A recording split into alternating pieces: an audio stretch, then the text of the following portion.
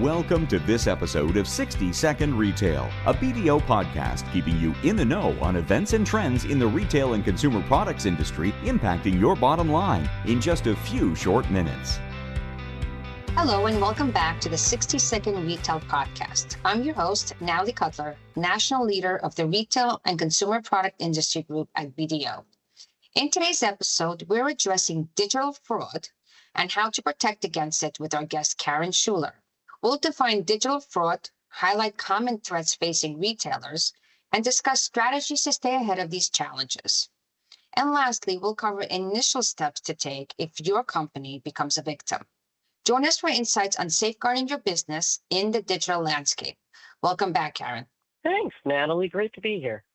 Great. Karen, let's start with an easy one. And let's set up some context for our listeners. What exactly is digital fraud? Yeah, that's a great question, Natalie. I mean, I'm sure most people think of digital fraud and they're like, oh, we can come up with 8 or 10 different definitions. But really, it's all about the deceptive practices that are carried out through digital channels. The intent is to mislead or defraud individuals and businesses. And it has a wide range of activities included in there. It could be identity theft. It could be phishing scams. It could be fake websites. It could be fraudulent transactions, maybe even unauthorized access to sensitive information. So, and the reason that this is important is because retailers do face unique challenges when it comes to digital fraud. They deal with large volumes of financial transactions and personal data, and they're prime targets for cyber criminals. So understanding and identifying different types of digital fraud, I think our retail clients and retailers out there can implement effective strategies really to protect their assets and ultimately maintain consumer trust. Right. So all of those things are super important, as you mentioned, but that's a really wide net that you just casted. So let's look at retailers specifically, right? What type of fraud is most common, or at least what are you seeing that is most common these days that our listeners should really be aware of? Yeah, there's a number of challenges from various types of digital fraud that they're facing. Some of the common ones really are, fake apps. So you go out and you try to access something, but it's really meant to deceive the customer into sharing sensitive information or making a purchase on a fraudulent platform. We're also seeing an uptick and pretty common in the digital fraud area is, the loyalty points and gift card scams. They've become so prevalent over the last couple of years.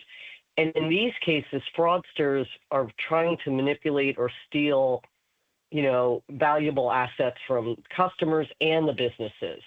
And it's happening across the board. The other one that I'm seeing an uptick on is business loan repayment, where an investor or where investors or a group of investors or individuals take out a loan to satisfy something for their business. They go back to repay it. However, there's been a business email compromise, and they end up repaying the loan to a company or fraudsters that really don't exist. And that's causing actually significant litigation in those areas. Oh, that's incredible. I mean, I will tell you, I've heard some wild stories about fraud. Certainly, I've heard about loyalty points and gift cards and those being stolen, many specifically in airline points or credit card points. But the one that you just mentioned, I think probably takes is the winner in all of that, because that is just awful. So when you think about that, how do you stay ahead of all of these frauds, all of these threats of fraud? Yeah, so it's not a one size fits all, and it definitely requires a proactive and multifaceted approach. Retailers can leverage advanced technologies like machine learning and artificial intelligence to, detect and predict fraudulent activities. And when it comes to machine learning, there's been quite a few of them, quite a few tools out there that give you that capability. because these types of tools can help you analyze large amounts of data in real time. They can identify patterns. They can flag suspicious transactions before they cause any harm. You can also implement, really robust identity verification processes and two-step authentication or multi-factor authentication to add extra layers of security, because that makes it a little more difficult for fraudsters to gain authorized access or unauthorized access. So, and then finally, take a look at the security protocols that you have in place, educate both employees and customers about the potential threats. And, that is definitely your strongest defense when it comes to digital fraud. Right. So those are all really great examples. So let's assume a retailer or a company has many of these things put into place, but ultimately the evildoers get through that. And what should a company do if they're a victim of fraud? And where do you even start when that happens? Yeah. So, I mean, if you fall victim to digital fraud, you have to act quickly, because the only way to really mitigate any damage and prevent further breaches or attacks is by shutting down the problem immediately. So you need to start with a really comprehensive assessment to determine the scope and impact of the fraud, identify the compromised systems and data to understand how the attack occurred and what information has been affected. In many cases, you have to hire outside professionals to do most of what I've just mentioned. The other thing you're going to need to do is determine what were any of my employees, customers, or other stakeholders impacted. And you're going to really need to narrow down which individuals and whose information was potentially taken through this, and notify them of what is going on. And I will tell you, the one thing that the regulators do really appreciate is when a company is transparent through that process and demonstrate to everyone that they're committed to resolving the issue.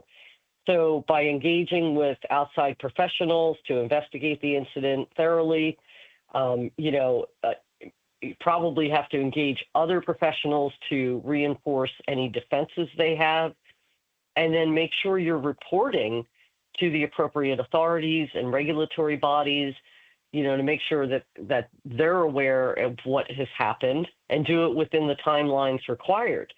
The next thing would be really to implement immediate corrective measures to make sure that you're strengthening your security protocols and hopefully preventing similar incidents in the future. And then finally, really training and monitoring and ensuring that you know how to recognize and respond to digital fraud, and make sure that they're aware of latest threats. If there's anything impacting the retail industry, stay on top of that. The FTC is a very good resource for, latest news. Read the Wall Street, read the Times, read news outlets that really provide you the ability to stay on top of what's happening in different industries or just in general, and review and revise your incident response plan once things have calmed down, because that's really the best way to figure out, are you prepared or are you not prepared? Excellent. Those are great suggestions. Thank you, Karen.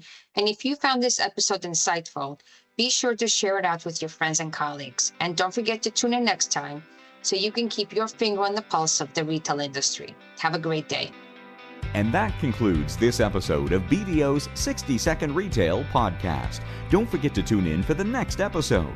To find more information on our hosts, guests, BDO's services, or listen to previous episodes of 60-Second Retail, please visit www.bdo.com/60-second-retail.